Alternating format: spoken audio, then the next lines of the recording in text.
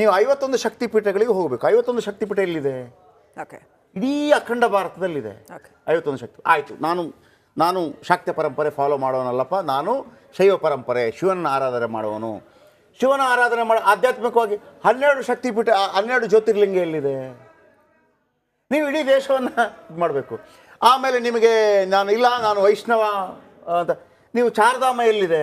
ಆ 2 ಚಾರ್ಧಾಮ ಮತ್ತು ಈ ಕಡೆ ಚಾರ್ಧಾಮ ಎಲ್ಲವೂ ಬಂದಾಗ ನಿಮಗೆ ಇಡೀ ದೇಶವನ್ನು, ಅದನ್ನೇ ಶಂಕರಾಚಾರ್ಯರು ಈ ನಿಟ್ಟಿನಲ್ಲಿ ಜಗದೀಶ್ ಶೆಟ್ಟಿ ಅವರೇ, ನಾನು ಈವನ್ ಯಾವುದೇ ಆಂಕರ್ಸ್ ಅಲ್ಲ, ನಾನು ಅದಕ್ಕೆ ಯಾಕೆ ಬಂದುಬಿಡ್ತೀನಿ. ಅದನ್ನು ನರೇಂದ್ರ ಮೋದಿ ಅವರ ಬಗ್ಗೆ ಇದ್ದಂಥ ಪದ್ಧತಿ ನೀವು ಹೇಳಿದ ಮಾತಿಗೆ ಈಗ ನಾನು ಮತ್ತೆ ಇದನ್ನು ರಿಪೀಟ್ ಮಾಡ್ತಾ ಇದ್ದೀನಿ. ನಾ ಕಾವುಂಗ ನಾ ಕಾನೇದುಂಗ ಅಂತ ಹೇಳಿದಾಗ ನರೇಂದ್ರ ಮೋದಿ ಅವರು ಈಗಲೂ ಅದಕ್ಕೆ ಬದ್ಧರಾಗಿದ್ದಾರೆ. ನರೇಂದ್ರ ಮೋದಿ ಅವರು ಅವರ ಪಾರ್ಟಿಯ ಎಲ್ಲರೂ ಆಗಿದ್ದಾರೆ ಇಲ್ಲೋ ನಾನು ಅದನ್ನು ಹೇಳಲಾರೆ, ಇಲ್ಲ ಕೂಡ.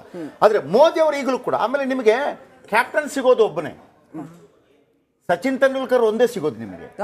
ಅದನ್ನ ಮಿಸ್ ಮಾಡ್ಕೊಳ್ಳೋಕೆ ಜನ ರೆಡಿ ಇಲ್ಲ. ನರೇಂದ್ರ ಮೋದಿ ಅವರ ಮೇಲೆ ಇರುವಂತ ನಂಬಿಕೆ ಇದೆಯಲ್ಲ, ಅದನ್ನ ಈಗಲೂ ಕೂಡ ಜನ ಏನು ಬಿಟ್ಟಿಲ್ಲ. ಒಂದು ವೇಳೆ ಇದೇ ಅರವಿಂದ್ ಕೇಜ್ರಿವಾಲ್, ನಾನು ಈಗಲೂ ಹೇಳ್ತೀನಿ, ಇದೇ ಅರವಿಂದ್ ಕೇಜ್ರಿವಾಲ್ ಒಂದು ವೇಳೆ ಅಬಕಾರಿ ವಿಚಾರದಲ್ಲಿ ಭ್ರಷ್ಟಾಚಾರ ಆರೋಪ ಬಂತು ಅಂತ ಕೇಳಿದಾಗಲೂ ಕೂಡ ಜನ ಮಾಫಿ ಮಾಡ್ತಾ ಇದ್ರು, ರಾಜಕೀಯ ಇರೋದೇ ಆರೋಪ ಮಾಡಲಿಕ್ಕೆ. ಆದರೆ ನನಗೆ 1 BHK ಸಾಕು ಅಂತ ಹೇಳ್ದ ಮನುಷ್ಯ 30-40 ಕೋಟಿಯ ಶೀಶ್ಮಾಲನ್ನು ನೀನು ಕಟ್ಕೋತಿ ಅಂತ ಹೇಳಿದಾಗ ಅದಕ್ಕಿರುವ ಬೆಲೆನೇ 7-8 ಕೋಟಿ. ಅದನ್ನು ಒಪ್ಪಬಹುದಾಗಿತ್ತು. ಹೌದಪ್ಪ, ಬೇಕು, ಒಬ್ಬ ಮುಖ್ಯಮಂತ್ರಿಗೆ ಚೆನ್ನಾಗಿರೋದು ಬೇಕು ಅಂತ ಹೇಳಿದಂಥವ್ರು 7-8 ಕೋಟಿಯಲ್ಲಿ ಆಗಿದ್ರೆ 30-40 ಕೋಟಿ ಮಾಡ್ಬಿಟ್ಟು ಅದನ್ನ ಒಂಥರ ನೋಡಿ. ಏನು ನಾನು ಅವಾಗೇನು ಹೇಳಿದ್ದು, ಈ ಪಿಕ್ಚರ್ ಅಲ್ಲಿ ಬರ್ತದೆ, ಆಪ್ತಮಿತ್ರ ಪಿಕ್ಚರ್, ನೀವು ಕೂಡ ಉಳಿದ ರಾಜಕಾರಣಿಗಳ ತರ ನಾಗವಲ್ಲಿಯಾಗಿ ಬದಲಾಗಿದ್ರಿ. ಅದನ್ನ ನೀವು ಮೇಂಟೈನ್ ಮಾಡಿದ್ರಿ. ನಾನು ಈಗಲೂ ಹೇಳ್ತೀನಿ, ಶೀಶ್ಮಾಲ್ ಒಂದು ವಿಚಾರ ಅಲ್ಲದೆ ನೀವು ನಿಮ್ಮ ಆರೋಪ ಪ್ರತ್ಯಾರೋಪಗಳು ಇಲ್ಲಪ್ಪ. ನನ್ನನ್ನು ಆರೋಪ ಮಾಡ್ತಾ ಇದ್ದಾರೆ, ಬಟ್ ನಾನು ಈಗಲೂ ಕೂಡ ಜನಪರವಾಗಿದ್ದೀನಿ, ಜನರಿಗೆ ಫ್ರೀ ಸಿಗಬೇಕು ಅನ್ನೋಂಥದ್ದು ಬದ್ಧತೆಯಲ್ಲಿ ಆ ಕ್ಲಾರಿಟಿ ಕೊಟ್ಟಿದ್ದಿದ್ರೆ ಈಗಲೂ ಕೂಡ ಅರವಿಂದ್ ಕೇಜ್ರಿವಾಲ್ ಏನಾಗ್ತಿಲ್ಲ. ಈಗ ನರೇಂದ್ರ ಮೋದಿ ಅದನ್ನು ಉಳಿಸ್ಕೊಂಡಿದ್ದಾರೆ. ನವದೆಹಲಿಗೆ ಸಂಬಂಧಪಟ್ಟಂತ ಅಥವಾ ದೆಹಲಿಗೆ ಸಂಬಂಧಪಟ್ಟಂತೆ ನೀವು ಆ ವಿಚಾರ ತೆಗೆದಿದ್ರಿಂದ ಹೇಳಕ್ ಬಯಸ್ತೀನಿ.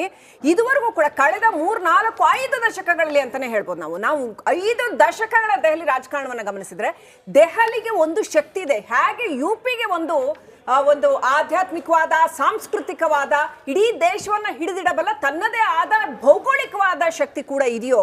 ನೀವು ಯುಪಿಗೆ ಹೋದ್ರೆ ನೀವು ಪ್ರಯಾಗ್ರಾಜ್ ಅಂತೀರಿ, ಅಥವಾ ಬೇರೆ ಲಕ್ನೋ ಆಗಿರ್ಬೋದು, ಅಥವಾ ಬೇರೆ ಪ್ರದೇಶಗಳಿಗೆ ಅಲ್ಲಿ. ಆಮೇಲೆ ಹಿಂದಿನ ಉತ್ತರಾಖಂಡ್ ಸೇರಿ ಯುಪಿ, ಏನು ದೊಡ್ಡ ಯುಪಿ ಇತ್ತಲ್ಲ, ಅಲ್ಲಿಗೆ ಹರಿದ್ವಾರ್ ಇರ್ಬೋದು, ಋಷಿಕೇಶ್, ಅದರದೇ ಆದ ಒಂದು ಶಕ್ತಿ ಇದೆ. ಆ ಥರ ದೆಹಲಿಗೂ ಕೂಡ ಅದರದ್ದೇ ಆದ, ಈಗ ಮೆಹರೌಲಿ ಅಂತೀವಿ, ಅದು ಮಿಹ್ರಾವಲಿ ಆಗಿತ್ತು ಅಂತಾರೆ, ಗೊತ್ತಿಲ್ಲ ಅದು ಏನು ಅಂತ. ದೆಹಲಿಗೆ ಅದರದ್ದೇ ಆದ ಒಂದು ಹಲವು ಕೇಂದ್ರಗಳು, ಅದು ಯಾವತ್ತಿಗೂ ಶಕ್ತಿ ಕೇಂದ್ರ ಇವತ್ತಲ್ಲ, 2-3 ಸಾವಿರ ವರ್ಷಗಳಿಂದ ಶಕ್ತಿ ಕೇಂದ್ರ ಆಗಿತ್ತು ಅಂತ. ಈ ದೇಶದ ರಾಜಕೀಯ ಶಕ್ತಿ ಕೇಂದ್ರ ಯಾವತ್ತು ದೆಹಲಿ ಆಗಿತ್ತು ಅಂತ. ಈಗ ಕಾಂತಾರ ನೋಡಿ, ನಾವು ಏನು ಗೊತ್ತಾ, ಈ ಕಾಂತಾರ ಸಿನಿಮಾದಲ್ಲಿ ಒಂದು ಡೈಲಾಗ್ ಬರುತ್ತೆ, ಕಾಂತಾರ ಸಿನಿಮಾದಲ್ಲಿ ಒಂದು ಡೈಲಾಗ್ ಬರುತ್ತೆ ನೋಡಿ, ಎಷ್ಟು ಕರೆಕ್ಟ್ ಆಗಿದೆ ಅಂತಂದ್ರೆ, ಅವನು ಕೇಳ್ತಾನೆ ನನಗೆ ಈ ಜಾಗ ಕೊಡಬೇಕು ಅಂತ, ಒಂದು ದೈವದ ಮುಂದೆ ಕೇಳ್ತಾನೆ. ಆಗ ದೈವ ಹೇಳುತ್ತೆ ಅದಕ್ಕೊಂದು ಸಮಯ ಬರ್ತದೆ ಅಂತ ಹೇಳುತ್ತೆ. UP-ಯಲ್ಲಾಗಲಿ ಇಂಡಿಯಾದಲ್ಲಾಗಲಿ ಇಂಥೆಲ್ಲ ಅನೇಕ ಘಟನಾವಳಿಗಳಾಯಿತು ನೋಡಿ. ಯೋಗಿ ಆದಿತ್ಯನಾಥ್ ನಾಥ ಪರಂಪರೆಯಿಂದ ಬಂದಂಥವ್ರು. ಯಾವತ್ತೂ ಕೂಡ BJP-ಯಲ್ಲಿ 300-320 ಸೀಟ್ ಬರುತ್ತೆ ಅಂತ ಯಾರು ಅಂದ್ಕೊಂಡಿರಲಿಲ್ಲ. 300 ಸೀಟ್ ಬಂತು. ನೀವು ನೋಡಿ, ಕೆಲವು ಇರಲಿ ಟೈಮ್ ಅಂತ ಹೇಳೋದು. ಯೋಗಿ ಆದಿತ್ಯನಾಥ್ ಅವಧಿಯಲ್ಲೇ ರಾಮ ಮಂದಿರ ನಿರ್ಮಾಣ ಆಯಿತು. ಯೋಗಿ ಆದಿತ್ಯನಾಥ್ ಅವಧಿಯಲ್ಲೇ ಕಾಶಿ ಕಾರಿಡಾರ್ ನಿರ್ಮಾಣ ಆಯಿತು. ಯೋಗಿ ಆದಿತ್ಯನಾಥ್ ಅವಧಿಯಲ್ಲಿ 144ನೇ ವರ್ಷದ ಕುಂಭಮೇಳ ಆಯಿತು. ಇಲಹಾಬಾದ್ ಅನ್ನುವಂಥದ್ದು ಪ್ರಯಾಗರಾಜ್ ಆಯಿತು. ಆಯ್ತಾ, ಇದೆಲ್ಲ. ಆಮೇಲೆ ಕೆಲವೆಲ್ಲ ಏನು ಗೊತ್ತಾ, ಒಬ್ರು ಬಂದು ಆ ಸಂದರ್ಭ ಆ ಕೆಲಸಗಳನ್ನು ಮಾಡಿ ಹೋಗ್ಬಿಡ್ತಾರೆ ಅಂತ. ಇದು ನಮ್ಮ ಭಾರತೀಯ ಪರಂಪರೆಯಲ್ಲಿ ನಾವಿಟ್ಟಿರುವಂಥ ನಂಬಿಕೆಗಳು ಅಂತ ಹೇಳಿ. ಅದೇ ಇವರು ಯಾರು, ಇದೇ ನರೇಂದ್ರ ಮೋದಿ ಅವರು LK ಅಡ್ವಾಣಿ ಅವರು ರಥಯಾತ್ರೆ ಮಾಡ್ತಾ ಇರುವಾಗ ಅವರ ಕೇರ್ ಟೇಕರು ಎಲ್ಲಿ ಸ್ಟೇ ಮಾಡಬೇಕು, ಬೆಳಿಗ್ಗೆ ತಿಂಡಿಗೆ ಏನಿದೆ, ರೂಟ್ ಮ್ಯಾಪ್ ರೆಡಿ ಮಾಡಿ, ಬೆಳಿಗ್ಗೆ ತಿಂಡಿಗೆ ಏನಿದೆ, ಎಷ್ಟು ಕಿಲೋಮೀಟರ್ ಹೋಗ್ಬೇಕು, ಎಲ್ಲಿ ರೆಸ್ಟ್ ಮಾಡಬೇಕು. ನಿಮ್ಗೆ ಹೆಂಗೆ ಚೇಂಜ್ ಆಗುತ್ತೆ ಅಂತಂದರೆ, ಅದೇ 2013-14ರಲ್ಲಿ ಪ್ರಧಾನಮಂತ್ರಿ ಅಭ್ಯರ್ಥಿ ಅವರಾಗಿರ್ತಾರೆ. ರಾಜನಾಥ್ ಸಿಂಗ್ ಹೇಳ್ತಾರೆ ಇಲ್ಲ, ಪ್ರಧಾನಮಂತ್ರಿ ಅಭ್ಯರ್ಥಿ ನಮ್ಮ ಈ ಬಾರಿ ನರೇಂದ್ರ ಮೋದಿ ಅಂತೇಳಿ. ನಾವು ಇದನ್ನೆಲ್ಲ ನಿರೀಕ್ಷೆ, ಕೆಲವು ವಿಶೇಷಗಳನ್ನು ನಿರೀಕ್ಷೆ ಮಾಡ್ತಾ ಇದ್ದು ಪ್ರತಿ ಸಲ ಕೂಡ. ಭಾರತ ದೇಶದಲ್ಲಿ ಆದಂಥ ಕೆಲವು ದೊಡ್ಡ ಘಟನಾವಳಿಗಳ ಅದೇ ಥರ ಆಗಿರುವಂಥದ್ದು. ಈಗ ನಂಬರ್ 1 ತಗೊಳ್ಳಿ please. Welcome Divith. Total number okay. BJP ಈಗ 78 ಕ್ಷೇತ್ರಗಳಲ್ಲಿ ಮುನ್ನಡೆ ಇದೆ, ಒಟ್ಟು 70 ಕ್ಷೇತ್ರಗಳಲ್ಲಿ. ಜೊತೆಗೆ ಇನ್ನು ಆಪ್ 21, ಅಂದರೆ ಆಗಲೇ ಹೇಳ್ತಾ ಇದ್ರು ಸರ್ ಡೆಸ್ಕಲ್ಲಿ, ಆಪನ್ನೇ ಗುಡಿಸಿದ ಪೊರಕೆ ಅಂತ, ತನ್ನ ಪಕ್ಷವನ್ನೇ ತಾನೇ ಗುಡಿಸ್ಕೊಳ್ತಾನೋ ಅಂತ ಪರಿಸ್ಥಿತಿ ನಿರ್ಮಾಣ ಆಗಿದೆ. ಇನ್ನು ಕಾಂಗ್ರೆಸ್ ಕೇವಲ 6% ಮತವನ್ನು ಗಳಿಸಿ ಒಂದು ಕ್ಷೇತ್ರದಲ್ಲಿ ಮಾತ್ರ ಮುನ್ನಡೆ ಇದೆ. ಅದರ್ಸ್ 0. ದೆಹಲಿ ದಂಗಲ್ನಲ್ಲಿ 70 ಕ್ಷೇತ್ರಗಳಲ್ಲಿ BJP 48 ಕ್ಷೇತ್ರಗಳ ಮುನ್ನಡೆ ಸಾಧಿಸುವ ಮುಖಾಂತರ ಈ ಬಾರಿ ಅಧಿಕಾರದ ಚುಕ್ಕಾಣಿಯನ್ನು ಹಿಡಿಯುವಲ್ಲಿ ಯಶಸ್ವಿಯಾಗಿ ಕಾಣ್ತಾ ಇದೆ. ಆಂಟಿ ಇನ್ಕಂಬೆನ್ಸಿ ಅನ್ನೋದು ಅಲ್ಲಿ ಒಂದು ಬಹಳ ದೊಡ್ಡ ಮಟ್ಟದಲ್ಲಿ ಕಾಣ್ತಾ ಇದೆ. ಈ ನಡುವೆ ಕೂಡ ಕಾಂಗ್ರೆಸ್ ಸ್ವಲ್ಪ ಮಟ್ಟಿಗೆ ಖುಷಿ ಪಡುತ್ತೆ ನನ್ನ ಪ್ರಕಾರ. ಯಾಕಂದರೆ ಕಾಂಗ್ರೆಸ್ಗೆ ದೊಡ್ಡ ಥ್ರೆಟ್ ಇರೋದು BJP ಅಲ್ಲ, ಆಮ್ ಆದ್ಮಿ ಪಾರ್ಟಿ. ಅವರೆಲ್ಲೆಲ್ಲಿ ಅಧಿಕಾರಕ್ಕೆ ಬರ್ತಾ ಇದ್ದಾರೋ ಕಾಂಗ್ರೆಸ್ನ ಓಟನ್ನು ತಗೊಂಡು ಅಧಿಕಾರಕ್ಕೆ ಬರ್ತಾ ಇದ್ದಾರೆ. ತಗೊಳ್ಳಿ ಬ್ರೇಕಿಂಗ್. 36 ಕ್ಷೇತ್ರಗಳಲ್ಲಿ ಮುನ್ನಡೆ ಸಾಧಿಸಿದೆ BJP. ಸದ್ಯಕ್ಕೆ ಬರ್ತಿರುವಂಥ ಅಪ್ಡೇಟ್, ಚುನಾವಣಾ ಆಯೋಗ ಟ್ರೆಂಡ್ನಲ್ಲಿ BJPಗೆ ಬಹುಮತ ಸಿಕ್ಕಿರೋದು. 36 ಕ್ಷೇತ್ರಗಳಲ್ಲಿ ಮುನ್ನಡೆಯನ್ನು BJP ಸಾಧಿಸಿದೆ ಅನ್ನುವಂಥ ಮಾಹಿತಿ ಸಿಗ್ತಾ ಇದೆ. ದೆಹಲಿ ಚುನಾವಣೆಯಲ್ಲಿ ಆಪ್ಗೆ ಭಾರೀ ಹಿನ್ನಡೆ ಆಗಿದೆ. ಕೇಜ್ರಿವಾಲ್ ನಿವಾಸಕ್ಕೆ ಆಪ್ ನಾಯಕರು ಆಗಮಿಸುತ್ತಿದ್ದಾರೆ. ಎಲೆಕ್ಷನ್ನಲ್ಲಿ ಹಿನ್ನಡೆ ಆಗ್ತಿದ್ದಂತೆ ಕೇಜ್ರಿವಾಲ್ ನಿವಾಸಕ್ಕೆ ಆಪ್ ನಾಯಕರು ಭೇಟಿ ಕೊಡ್ತಾ ಇದ್ದಾರೆ. ಹಿನ್ನಡೆ ಪರಾಮರ್ಶೆಗೆ ಮುಂದಾಗಿದ್ದಾರೆ ಆಪ್ ನಾಯಕರು. ದೆಹಲಿ ಚುನಾವಣೆಯಲ್ಲಿ ಆಪ್ಗೆ ಭಾರಿ ಹಿನ್ನಡೆ ಆಗಿರೋದು. ಸರ್, ನೀವಾಗಲೇ ಹೇಳ್ತಾ ಇದ್ರಿ ಸರ್, ಅಂದರೆ ಕೇಜ್ರಿವಾಲ್ ಅವರಿಗೆ ಅವಕಾಶ ಇತ್ತು, ನೀವು 1 BHK ಕತೆ ಹೇಳಿ, ಮತ್ತೆ ಅವ್ರು ಯಾವ ರೀತಿ ಬದಲಾದ್ರು ಅಂತ ಹೇಳ್ತಾ ಇದ್ರಿ.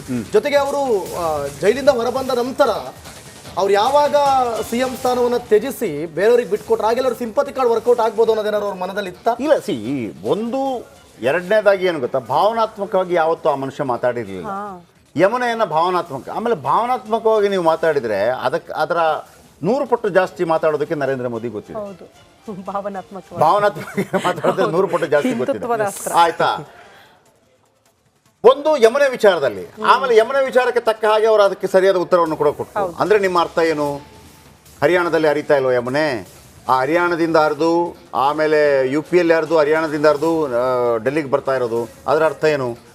ನನಗೂ ವಿಷ ಹಾಕಿದ್ದಾರೆ ಅಂತ ನೀವು ಹೇಳ್ತಾ ಇದ್ದೀರಾ. ಮತ್ತೊಂದು, ಆಮೇಲೆ ಅದೇ ದಿವಸ ಎಲ್ಲಿ ಯಮುನಾ ನದಿ, ಗಂಗಾ ನದಿ ಮತ್ತು ಸರಸ್ವತಿ ನದಿ ಒಗ್ಗೂಡುತ್ತೋ ಅಲ್ಲಿ ಪವಿತ್ರ ಸ್ನಾನವನ್ನು ಕೂಡ ಮಾಡಿದರು.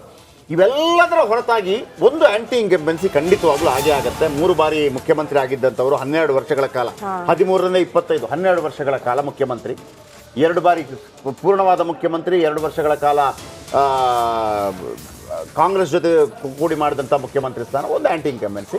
ಆಮೇಲೆ ಅದೇ ಖದರನ್ನು, ಯಾಕಂತಂದರೆ ನೀವು ಫ್ರೀ ಬೀಸ್ ಕೊಟ್ಟಾಗ ವೆರಿ ಫಸ್ಟ್ ಟೈಮ್ ಭಾಳ ಆಶ್ಚರ್ಯ ಆಯಿತು. ಆಮೇಲೆ BJP ಕಾಂಗ್ರೆಸ್ ಈಗ ಯಾರು ಬಂದರೂ ಕೂಡ 30,000 ರೂಪಾಯಿ ಬಂದೇ ಬರುತ್ತೆ ನಿಮಗೆ. ಇವರು 2100 ಹಾಕಿದ್ರು, ಅವ್ರು 2500 ಮಾಡಿದ್ರು. LPG 500 ಮಾಡಿದ್ರು, ಅವರು ಮಾಡಿದ್ರು. ನಿಮಗೆ ಟಕ್ಕರೆ ಕೊಡಬೇಕು ಅಂತ ಬಂದಾಗ ಎಲ್ಲೊಂದ್ ಕಡೆ ಹುಲಿ ಸವಾರಿ ಆಗ್ತಾ ಇದೆ. ಹೋಗ್ತಾ ಹೋಗ್ತಾ ಹೋಗ್ತಾ ಎಲ್ಲಿಗೆ ಹೋಗಿ ಮುಟ್ಟತ್ತಿದ್ದು, ಎಲ್ಲಿಗೆ ಹೋಗಿ ಮುಟ್ಟುತ್ತೆ? ಹುಲಿ ಸವಾರಿ ಆಗ್ಬಿಡುತ್ತೆ, ಅದನ್ನ ಬಿಡಕ್ಕೆ ಬರಲ್ಲ, ಇಳಿಯಕ್ಕೆ ಬರಲ್ಲ ಅದರಿಂದ. ಸೊ ಪಕ್ಷಗಳು ಈ ಕರ್ನಾಟಕದಲ್ಲೇ ನಾವು ನೋಡೋದಾದ್ರೆ, ಉದಾಹರಣೆಗೆ ಈಗ ಫ್ರೀ ಬಸ್ ಕೊಡೋ ಅಂಥದ್ದು ಯಾವ ರೀತಿನಲ್ಲಿ ಅದು ಭಾರ ಆಗ್ತಾ ಇದೆ ಅಂದ್ರೆ, ಅದು ಇಡೀ ಇದನ್ನೇ ಮುಳುಗಿಸುತ್ತಾ, ಸಾರಿಗೆ ವ್ಯವಸ್ಥೆನ ಮುಳುಗಿಸುತ್ತಾ, ಸಾರಿಗೆ ಅರ್ಥವ್ಯವಸ್ಥೆನ ಮುಳುಗಿಸುತ್ತಾ ಅನ್ನೋವರಿಗೆ ಪರಿಸ್ಥಿತಿ ಬಂದಿದೆ ಅಂತ. ಸೊ ಡೆಲ್ಲಿನಲ್ಲಿ ಇದನ್ನ ಆಮ್ ಆದ್ಮಿ ಪಾರ್ಟಿ ಆರಂಭ ಮಾಡಿದ ರೀತಿ ಬೇರೆನೇ ಇತ್ತು. ಅಲ್ಲಿ ಆ ಜನಗಳಿಗೆ ಸಹಾಯ ಆಗ್ಲಿ ಅನ್ನುವ ಏಕೈಕ ಉದ್ದೇಶದಿಂದ ಅದೊಂದು ಲಿಮಿಟೆಡ್ ಸ್ಟೈಲ್ ಅಲ್ಲಿ ಶುರು ಮಾಡಿದ್ರು.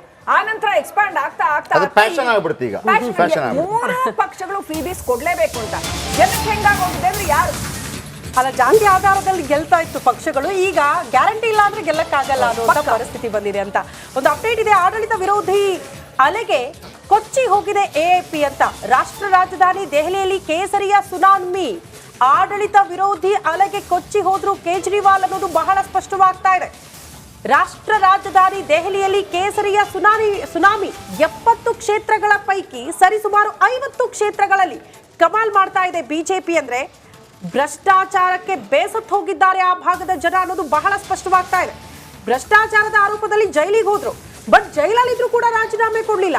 ಅಲ್ಲಿಂದ ಅಧಿಕಾರವನ್ನ ನಡೆಸ್ತೀನಿ, ಇಲ್ಲಿಂದಲೇ ನಾನು ಸರ್ಕಾರವನ್ನ ನಡೆಸ್ತೀನಿ ಅನ್ನುವಂತ ಧೋರಣೆ ಜನರನ್ನ ಬೇಸರಕ್ಕೀಡು ಮಾಡ್ತಾ ಅನ್ನೋದು ಕೂಡ ಪ್ರಶ್ನೆ.